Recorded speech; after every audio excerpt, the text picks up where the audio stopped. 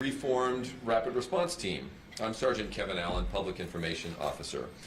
We brought together leadership and subject matter experts all in one place so you can get a full picture of how our RT will work. We have a presentation to offer and then we'll have some time to answer questions. We know many members of our community have asked when our public order team will be up and running, and there has been a lot of anticipation for having this professional team. Our goal today is to show you the results of all the planning and the thoughtfulness that have gone into this effort.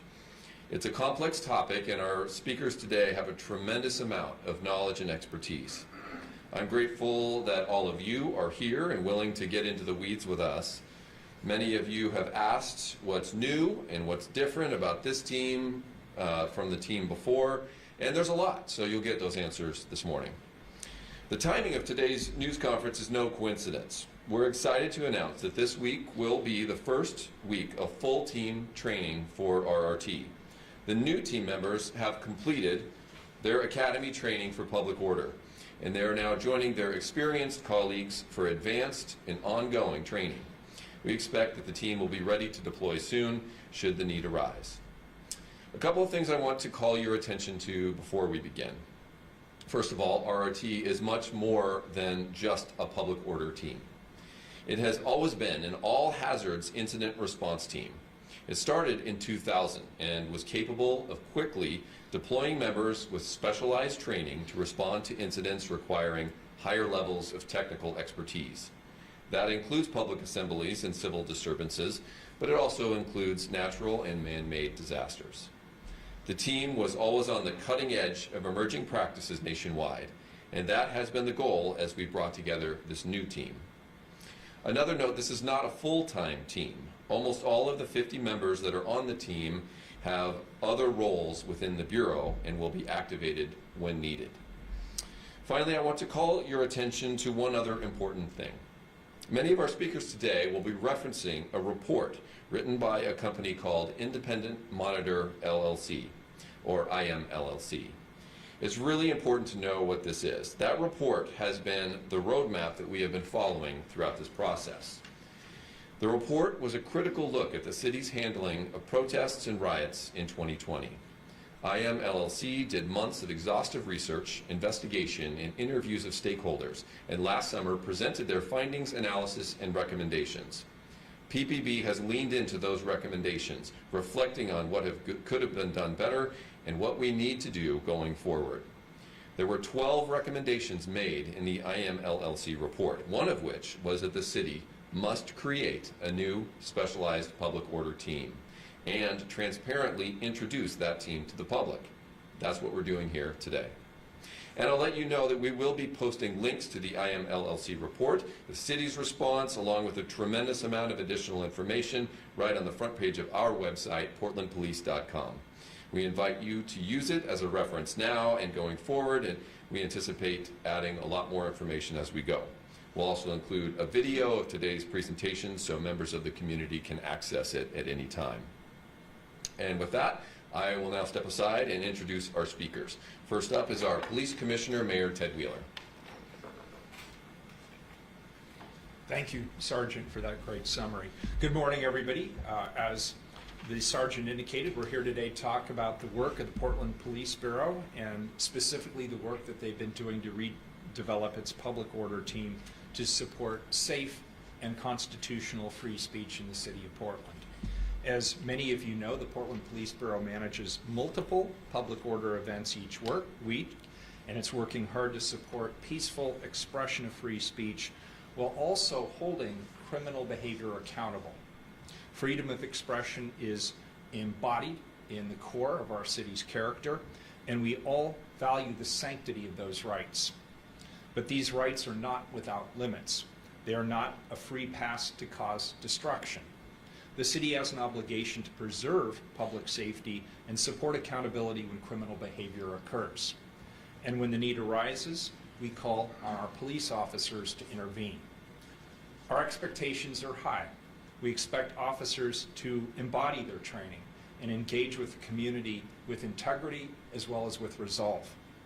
Likewise, we expect our community to demonstrate passionately but peacefully without causing harm to one another. And when these expectations are not met, I believe our entire city suffers for it. Last year, City Council accepted a report from Independent Monitor LLC that's part of our settlement agreement with the United States Department of Justice. This report examined the city's response to the 2020 protests and riots, and it made specific recommendations as to how the city should work with the community and with the Police Bureau to support public order events transparently, safely, and constitutionally. A principal recommendation of that report was to reestablish a team of officers who specialize in this specific and important work. Since then, the Bureau has been working diligently to implement all of these recommendations, including recruiting and screening volunteers for the new rapid response team, developing training for the new team, and purchasing vital equipment. Today, we want to share the status of these efforts and ensure that the community has insight into what they can expect from this important team. I appreciate the thoughtfulness and the tremendous effort that has gone into this important undertaking. I'm committed to doing all I can to support our Police Bureau and the officers who step forward to do what is ultimately very challenging work. And now I'll hand it over to Commander Franz Schoening.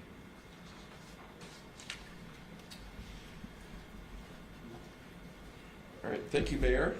And like the Mayor said, I'm going to introduce some of the team leadership to talk about RRT. Brief introduction. PPB Commander Craig Dobson, C-R-A-I-G-D-O-B-S-O-N. He is from Central Precinct and has been a leader in our crowd management incident command system for years and is considered a national subject matter expert in the field of management of public order events. RRT is housed inside the Specialized Resources Division here at PPB. The commander of SRD is Franz Schoening, F-R-A-N-Z-S-C-H-O-E-N-I-N-G. Commander Schoening has been heavily involved in the development of the new team. He also has 15 years of experience with RRT here in Portland, and he is an international speaker and trainer in public order policing. And we'll start with Commander Dobson.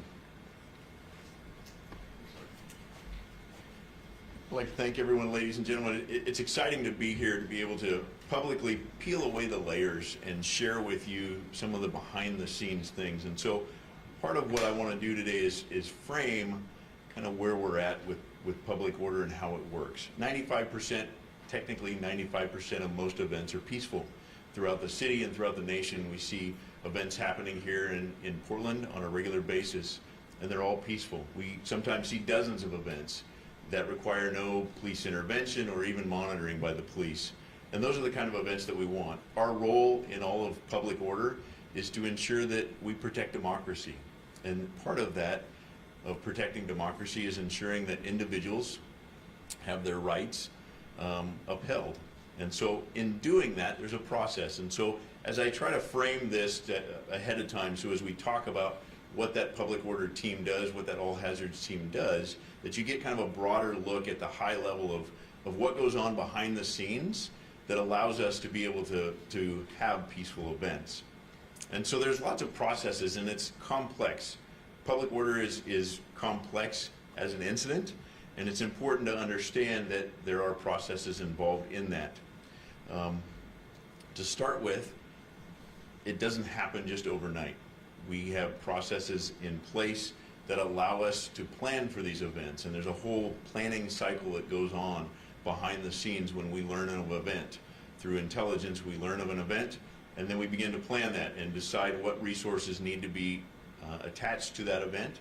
And from there, then we go through making objectives and following basically what the federal FEMA requires of us, which is the incident command system.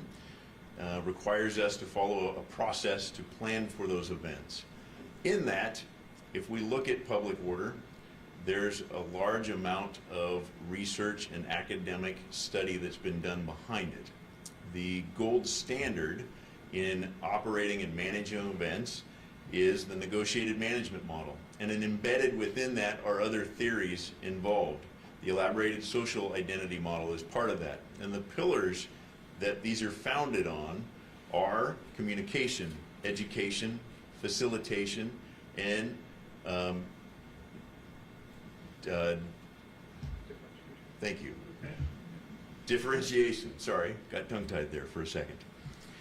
And so we'll be talking about those pillars and talking about how we're embedding those pillars at all the levels. When we talk about it, I think it's best if I use an analogy of a symphony. When you go to a symphony, publicly, when you sit in the stands and you watch an event, you see the actual members of the symphony. There's 4 parts of that symphony typically. There's the woodwinds, there's the horns, there's the percussions, there's the string instruments, and they're all playing and directed by a conductor. Sometimes they play by themselves, oftentimes they're interseated and interwoven together, but there's pieces and parts to it. But even behind the scenes, that the public never gets to see, is another whole team that makes that symphony successful. And so part of my job is the behind the scenes of making what that symphony, how to be successful on the street. Typically when we look at these events, the most public version of it is our all hazards team or our public order team that'll be RRT, and we'll talk about that here in a second. But it's important to understand that the gold standard of this negotiated management model that we use has layers to it. And that first layer is what we consider stewardship, where we're monitoring and communicating with the groups that are out there to ensure that we can keep normalcy going on. When we start to see tension points or friction points, that's when we will then try to do intervention techniques, where we'll try to intercede and try to remove those tension places by having bike officers and other individuals involved at that's that second layer that we use. And if it continues to grow and fester into disorder, then we involve what would be our public order team. And so what I'd like to do now is turn over some time to Franz, Commander Schoening, to talk about those different layers of what we would consider part of the symphony. Franz.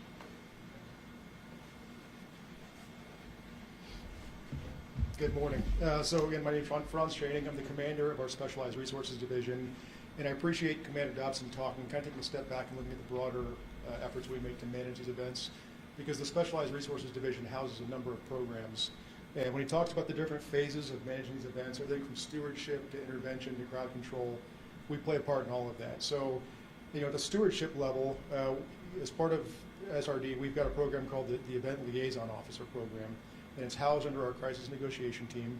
And what it is officers whose main purpose and goal is to facilitate peaceful events, to engage in conversations and dialogue with event organizers or leaders who are willing to engage with us. Sometimes they are, sometimes they're not, but we're always going to be out there making the effort to engage in that conversation, that dialogue, to de-escalate those tension points or friction points that arise. If there's criminal conduct happening out there, it's a low-level type of criminal conduct, or if they want to, say, march across a bridge or down a street and there's not enough room to do it lawfully on a sidewalk, we may engage in a conversation about how we can allow them to accomplish their event, facilitate their free speech and assembly, but do it in a way that minimally impacts the public safety and order and flow of downtown. So our dialogue or event liaison officers wear a different uniform when they're out there. This white shirt here on the table, you can see, is different from your typical police uniform, and it's got different labeling on the back. It clearly says liaison officer. So I would expect to see, as these events happen in the public areas downtown or wherever they are in the city, if you see officers dressed like this out there engaging folks on the street, again, their role is to facilitate those events, engage in the dialogue. Their role is not to do enforcement. I want to be very clear about that. As we build this program and continue to develop it, we need to build that trust and relationship with community event organizers, that these folks are not out there to do enforcement, to police the event. They're there to facilitate communication between our incident commander, who's again balancing those interests, and the event organizers themselves. This program that was developed in 2018. It's been a growing process, a learning process. We had some successes in 2020. You may have seen folks in these shirts out there trying to engage event organizers. We learned some lessons in 2020 about what went well, what didn't go well. This year we had a conference here in Portland, the Western States Public Order Conference. We brought in international experts to talk about this program and how they implement it in different parts of the country and the world. We then sent some officers out to Columbus, Ohio. They're engaged in a partnership with Ohio State University on building this type of program out there. Went out there and looked at their program, took some lessons from that, and we're kind of reinvigorating this program here in Portland. We've recently posted for position announcements. We're recruiting officers to train them to do this work again. So that's kind of the first phase that you'll see out there. As we kind of shift to the intervention level, where there's, again, those small incidents of criminal activity happening, the friction points, you're probably going to see officers out there engaging with the crowd and potentially intervening, either making arrests or just trying to message and de-escalate. And frequently, you're going to see people on bicycles doing that work. So you'll see clearly here, there's a yellow shirt. Most of our bike officers are going to be wearing a yellow shirt. They'll also have a bike helmet. That's just typical of the equipment you'll see out there so they can safely engage on bicycles.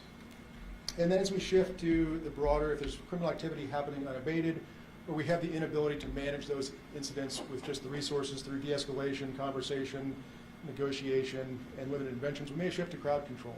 And that's when you'll see a lot of our public order folks out there. They'll be wearing different uniforms, potentially the black uniforms, the rapid response team uniform. And you may see they'll be wearing some body armor with padding and also a different style of helmet. And you may end up seeing them with public order shields as well. And that's largely because when that level of criminal activity is happening, there's safety concerns, right? And so as an employer, we have to provide our employees with the protection required to let them do this job safely as they facilitate these events and intervene in criminal activity. So that's kind of the staggered approach. Again, going back to what Commander Dobson said on how we're going to manage these events. I'm going to turn it back over to Commander Dobson to talk about kind of the IMLC report, the recommendations, and how we've started to implement those. And then I'm going to come back in a little bit and talk specifically about the rapid response team, how we're rebuilding that, and the training involved.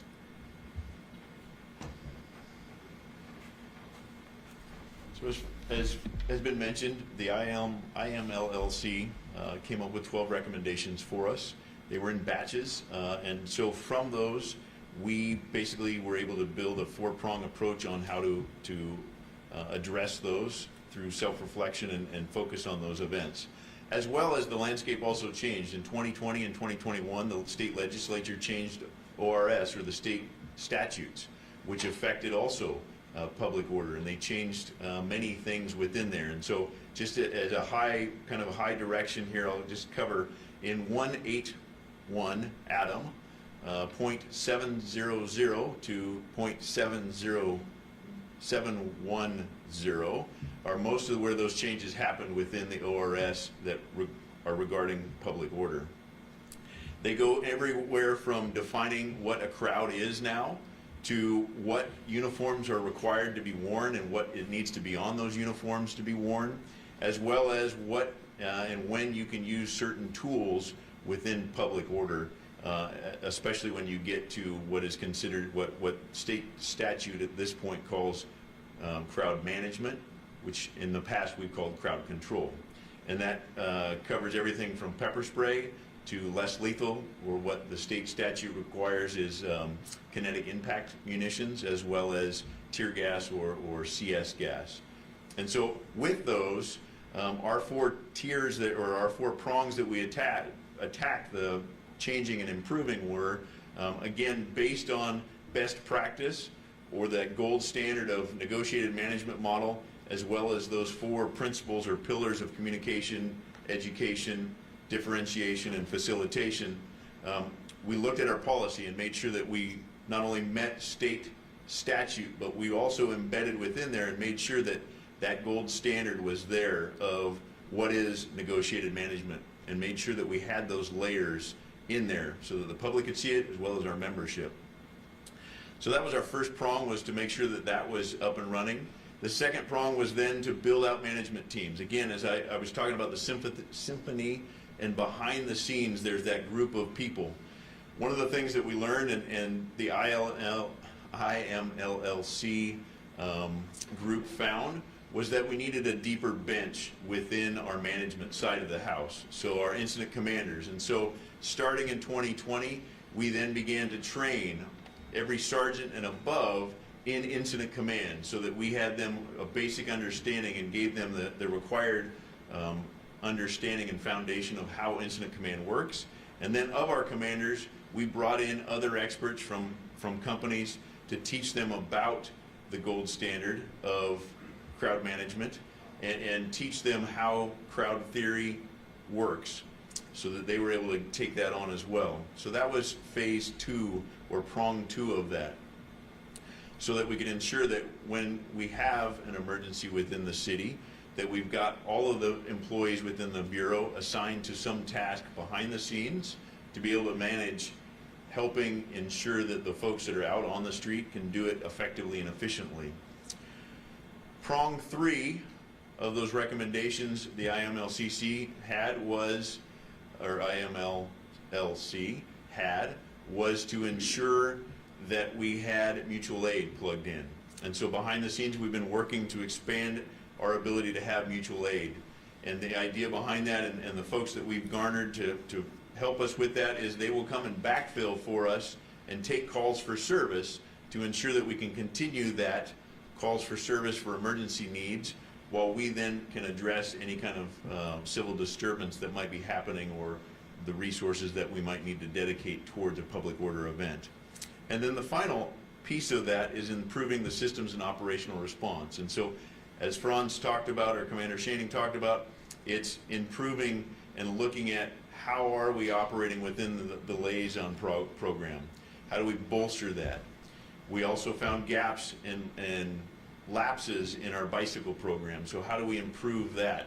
And we've reintegrated that into our advanced academy to ensure that all officers that are hired are then bicycle trained, so that we can use them and facilitate them in this public order management piece, as well as our public order team. And as we bring that in, what does that look like, and what training do we need to give them to ensure that they really understand the theories behind how public behavior is, and how we should be operating within these things.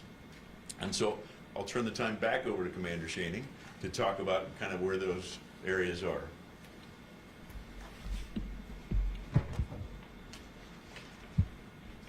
So, you know, in 2021, the rapid response team disbanded. And I would say before the IMLC report came out, before any of that stuff came out, there was a recognition that we needed people doing this work and had specialized training that were prepared to do this work safely and in a way the community supported. We started internal conversations in 2021 into 2022 with former team members about what the challenges were, the barriers were to folks doing this work again. And then certainly when the IMLC report came out with the recommendation that the city needed to rebuild the public order team, we doubled down, we focused on what that looked like and how we're going to get there. Ongoing conversations between the Portland Police Association and City Council and our executive team finally resulted in, earlier this year, the council supporting a premium pay for folks who are willing to do this work again. We got that in place, and then in April we conducted an internal recruitment process for this team, for the rapid response team. We had over 80 members apply for the team, and we've selected 50. So I'm firmly in the belief that we've got the best folks possible that are ready to do this work again, and now we're preparing them to do it safely in the way we expect. We ran an internal recruitment or selection process to select the folks for this team. That selection process included certain eligibility criteria, including, but not limited to, they had to be comfortable in large crowds, they had to possess excellent verbal and written communication skills, they had to have the ability to recognize, acknowledge, and adapt to the role and presence of trauma at play in an individual's life, including our members of partner agencies, and community members. We asked that they have mountain bike certification, the ability to communicate with a wide variety of people from various backgrounds, ethnicities, occupations, and viewpoints, the ability to identify and mitigate the influence of implicit bias on decisions and actions, the ability to remain respectful and professional when dealing with people in an emotionally charged state of mind, and most importantly, no disciplinary history that can be detrimental to the effective function of the team. We also required a supervisor and command staff recommendations, and we reviewed employee records, including their complaint history, their internal affairs history, and their civil liability history. After that selection process was done, again, we ended with 42 officers and 8 sergeants that we believe are the best folks, the best candidates to do this work again. We currently have 1 full-time lieutenant, 1 full-time sergeant, and 1 full-time officer whose responsibility is to conduct the training, to facilitate the preparation of the training, conduct the training, ensure the logistics support of the team, and also the proper tracking of standard operation procedures, and also munitions and all the tools and equipment that goes with it. We didn't have that prior to 2020, and so I think That was part of the issues that IMLC identified, where our systems failed in kind of tracking different records and munitions as part of that. So we've got 8 sergeants who were former RRT members who have returned to this work. 5 were promoted to sergeant after 2020, 2021 through the routine promotion process. We have 27 former Rapid Response Team members who have come back who were part of the team in 2020, 2021. We have 4 former Rapid Response Team members who were not part of the team in 2020, 2021, but have now come back to this work again. And then we have 11 members who are brand new to the team. About 20% of our members are women, and half of our supervisors are from diverse backgrounds. So after we went through the selection process, again, part of the IMLC recommendations were that we look at best practices or promising practices around the country on how we're going to build this team and train them to prepare them for this work. One of the best practices that IMLC recommended or identified was the National Tactical Officers Association's Public Order Response Standards. Those standards dictated that for advanced level teams, which is what we're supposed to have, they have 40 hours of initial training and 96 hours of training a year in ongoing training. When we reconstituted the team, we sent our new members down to the Oregon State Police Basic Public Order class. It's a 30-hour training hosted by the Oregon State Police. That training covered topics including crowd theory, state law, team formations and movements, the use of specialized equipment, specialized tactics, emergency medical skills, and scenario-based training. As the chief mentioned, or the mayor mentioned, we're going to be beginning our first team training this month, and then that's part of the ongoing training. We're doing training this week, actually tomorrow, is the first training day for the team, and that monthly ongoing training is going to include topics including law, police bureau directives, de-escalation, the use of force, incorporation of body-worn cameras, practical skills iterations, bike training, scenario training, and more. We're currently working to identify how to deliver blocks on civil rights and community perspectives around these events. It's an ongoing conversation. We've met with different advocacy groups in the community to talk about what that training would look like, how we would bring people in to provide their perspective on how we manage these events. There's also going to be additional specialty training for members who will be tasked with using specialized, less lethal tools and crowd control munitions, and for other skill sets like the post-disaster response operations. That'll be above and beyond the 96 hours per year. So in terms of equipment and what you should expect, or what the public should expect to see from the team moving forward, Rapid Response Team members were always going to deploy as authorized by the incident commander based on an objective evaluation of information about the event, the possibility of criminal activity happening during the event, or the threats that may be posed during the event, and the possibility of interpersonal violence occurring. They could deploy in plain clothes, in standard police uniforms, in bicycle uniforms, or in full protective equipment based on that evaluation and the direction from the incident commander. There are always going to be attempts through our event liaisons to facilitate the peaceful events and to encourage event leaders to address low-level issues internally without police intervention at all. If there are isolated incidents of criminal activity, you may see a proportionate response from the Bureau, including the Rapid Response Team.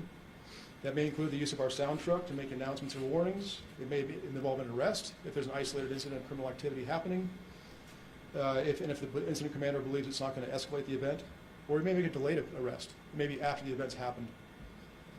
If a criminal activity or assaultive behavior continues to spread, you may see Rapid Response Team members in full protective equipment used to address that activity and restore order. We expect to see a significant decrease in our use of crowd control munitions moving forward, but if a civil disturbance or riot occurs and the incident commander believes it's necessary to use crowd control munitions and it's authorized under state law and Bureau directive, we'll be prepared to do that as well. And lastly, Rapid Response Team members will be equipped with body-worn cameras starting later this summer, as with the rest of the Bureau, so we'll have those out there as well. And with that, I'll hand it back to Sergeant Allen.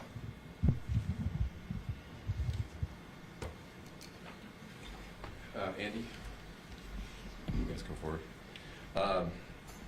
So we asked some of the members of the Rapid Response Team to come here today, and several of them agreed, and we very much appreciate having them here. So we're going to have a few words from Sergeant Andrew Kofed, A-N-D-R-E-W, K-O-F-O-E-D. Sergeant Kofed will be joined by some other members of the team. You guys can hold it. Good morning. I'm Andrew Kofed. I am a sergeant in the Portland Police Bureau Special Resources Division, currently assigned to the Rapid Response Team. I've been a Portland Police member for 22 plus years and a member of the Rapid Response Team since around 2017. These members behind me represent just a fraction of the membership that were selected to be a part of the Rapid Response Team. And I'm very proud of these individuals for being here today because they do represent the best of the best that we have. And that selection process that Commander Schoening talked about was very thorough.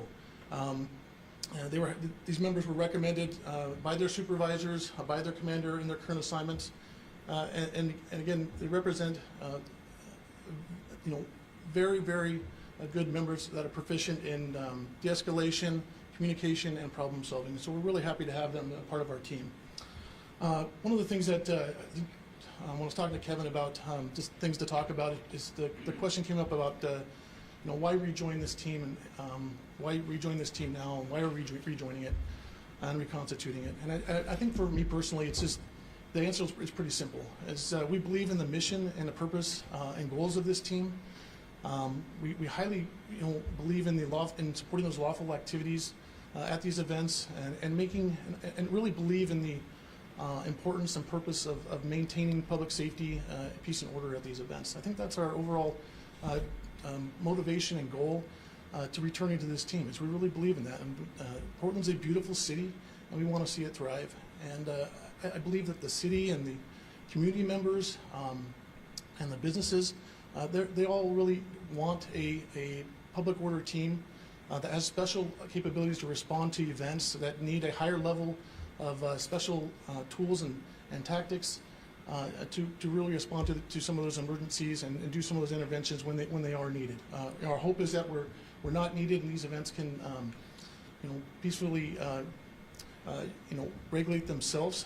That is one thing we hope for. But if it's needed for some kind of intervention, we want to be prepared to respond and make sure that these events are safe for all, including the participants, the non-participants, community members, business owners, and also visitors to this city that are coming and trying to enjoy the city. One of the things that is really, I just wanted to thank the mayor and the chief and all the command staff in the work that they put into this, but really their commitment and support to those 96 hours of training a year for this team. I mean, that is huge, and that's a big commitment, especially where we're at in the Police Bureau now. And so I really want to recognize them for their support in making that decision.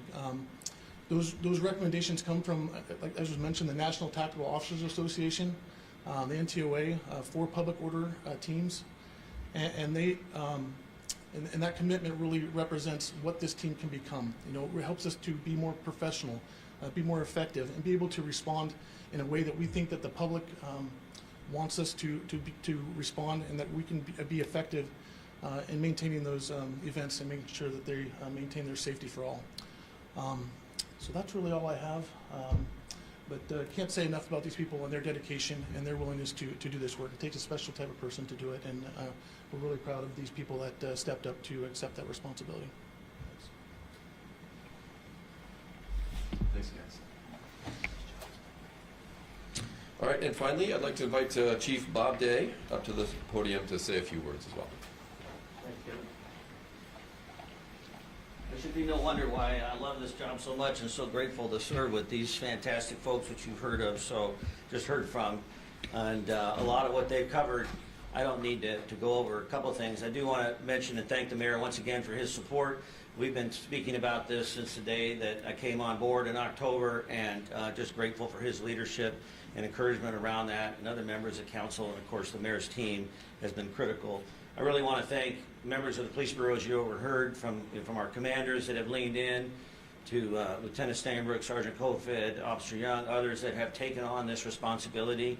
We made it a priority early on in my administration to make sure that we did our best to get staff assigned full-time.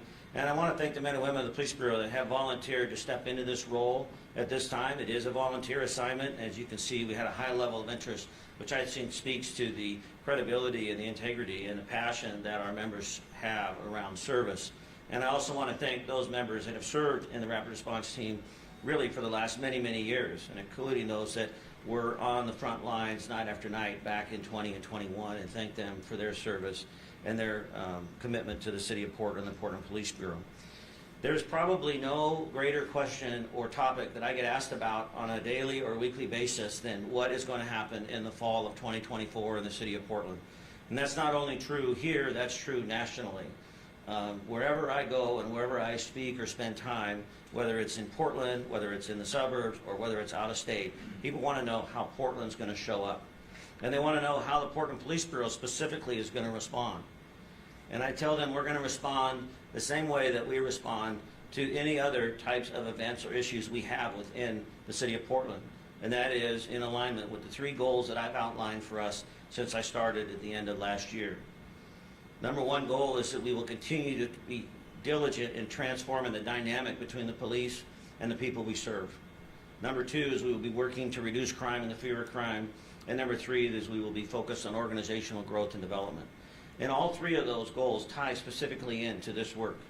The Rapid Response Team certainly is recognized and known for its intervention and response to crowd control situations, disturbances, riots, protests, however we want to label it. But I really do see this team as a holistic resource for the Portland Police Bureau. And we can use them, as mentioned, in a variety of different ways besides just public order events. But transforming that dynamic between the police and the people we serve requires intentional effort on our part. And part of that is demonstrated by this layered approach that we're taking to crowd response. Our DLOs, I saw them in action on Saturday at the Grand Floral Parade when we had a group show up on the parade line. Saw them over there engaging, talking, reaching out. Same thing, next step up when they began to encroach on the parade line using the bicycle officers with their easily visible yellow uniforms.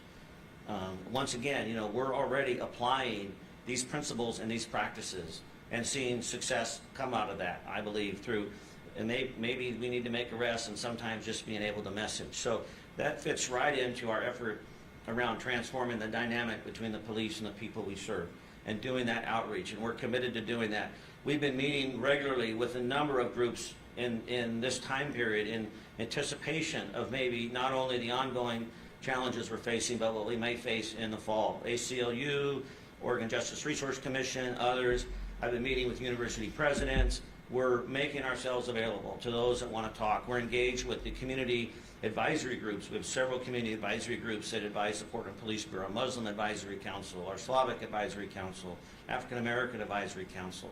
We have PSEP, we have the Training Advisory Council. We're engaging all of them in a very transparent manner to know that where we're going, what we have done, what we have learned from our experience, and how we're moving forward, transforming that dynamic between the police and the people we serve. Secondly, we are about reducing crime and the fear of crime.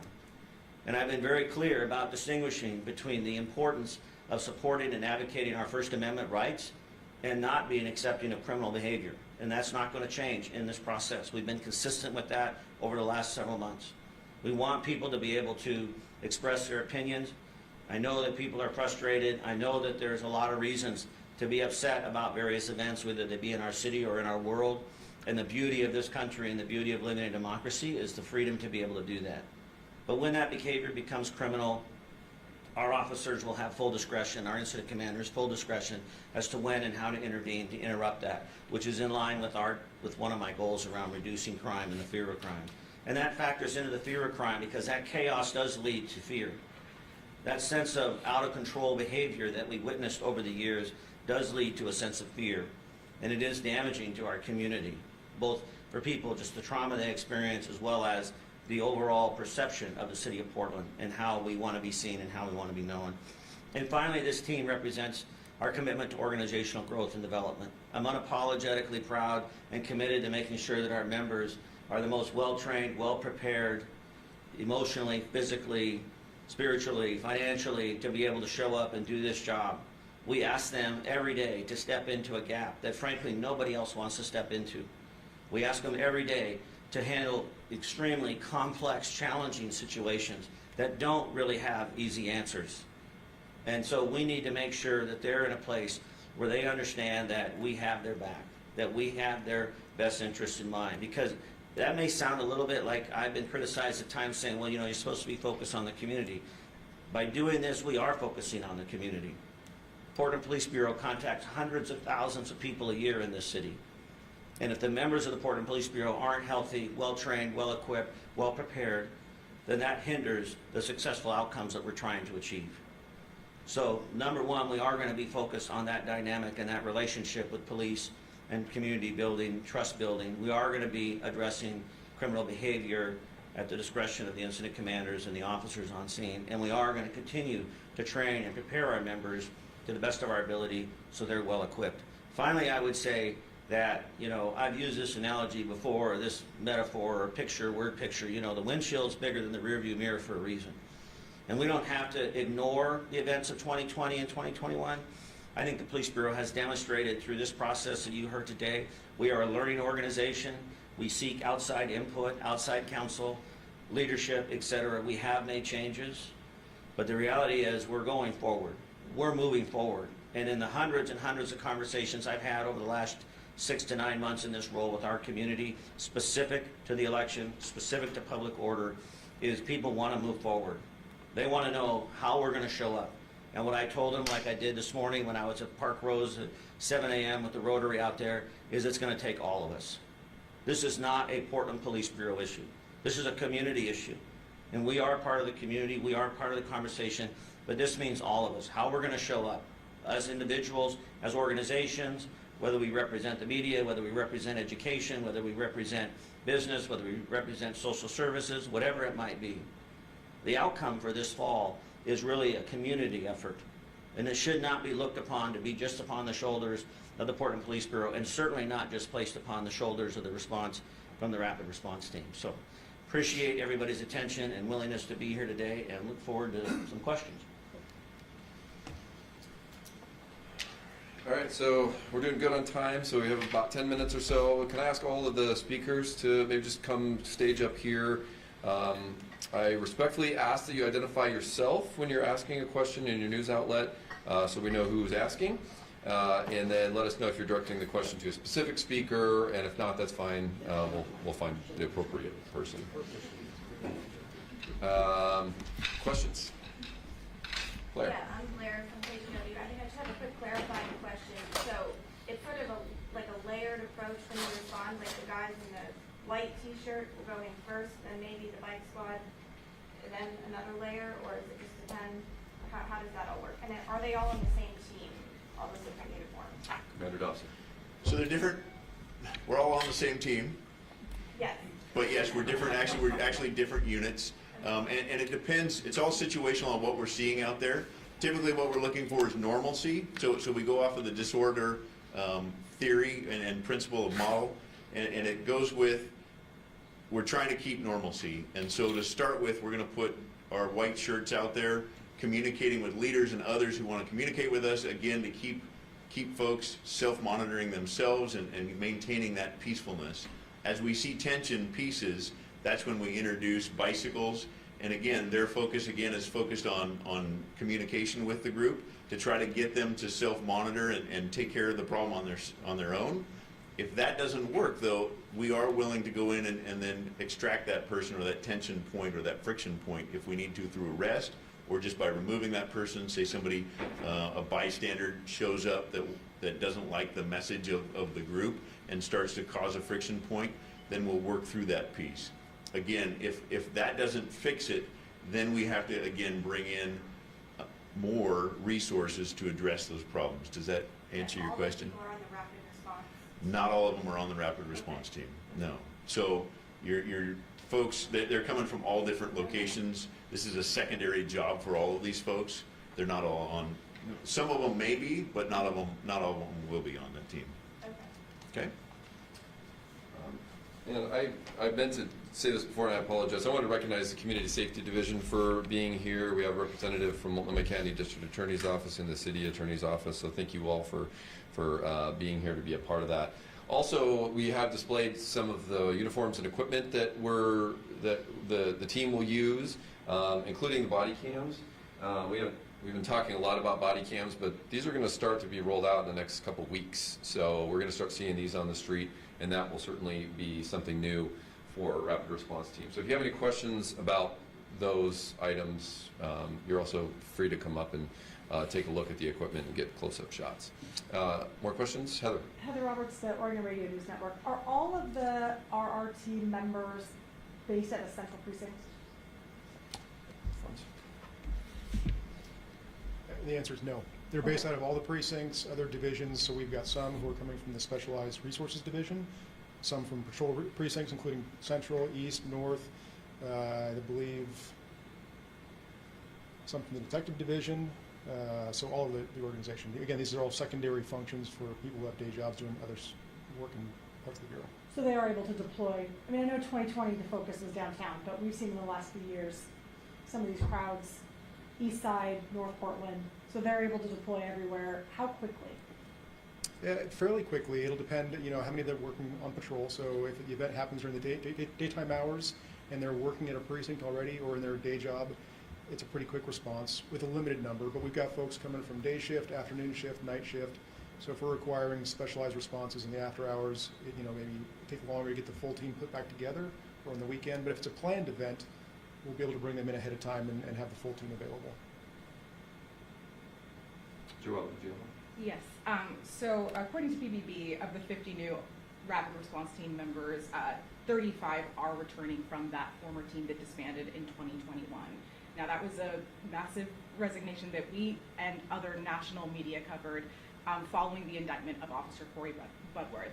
My question that I posed to you today during the Franz meeting. is already at the podium. I know, I locked eyes with you. I know, but you keep looking at me. So it's coming this way. My question for you at the PSEP meeting was, with this raise and this new contract, if there was any clauses to prevent them from walking off and disbanding again with this new team. You said no. How does Portland Police plan to ensure something similar doesn't happen with a team that is comprised of mostly returning members?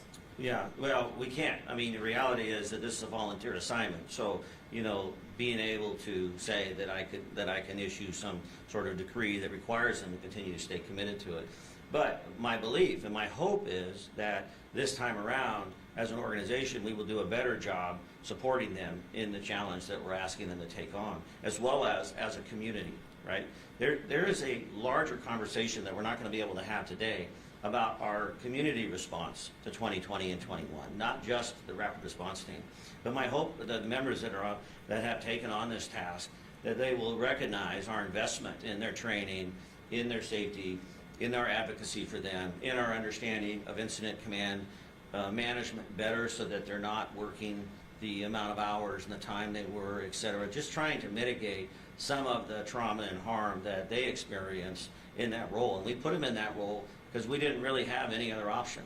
And we're trying to be more thoughtful. So at the end of the day, there may be some that get into this and they're like, you know what, this isn't for me. And that's true for any assignment in the organization, even full-time employment.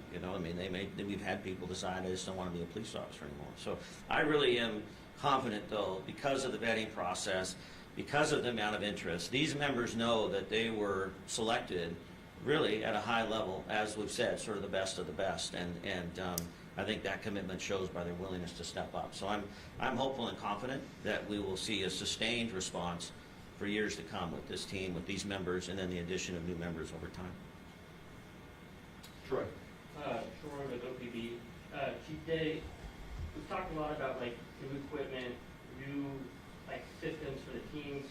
I think the public would be curious to know if there are also any new implementations for policies or training for holding these members accountable. If there's any internal reviews, anything changing on that front.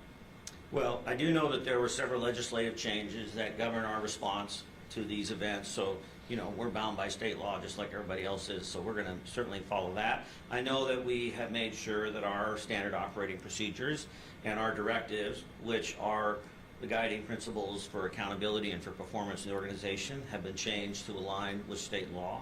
So I'm confident that we have the processes put in place to make sure that our members have clear lines of direction and a clear area to work in. We're making sure that our incident command team also have that so that there isn't a disconnect where maybe an incident commander is asking the team to do something or vice versa.